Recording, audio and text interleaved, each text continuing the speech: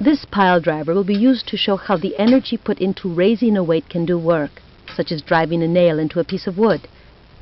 Weights will be dropped from various heights to strike a nail at the bottom of the fall.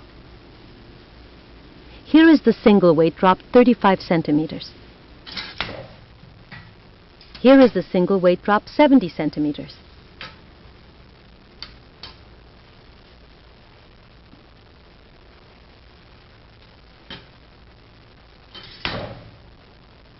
Here is the double weight dropped 70 centimeters.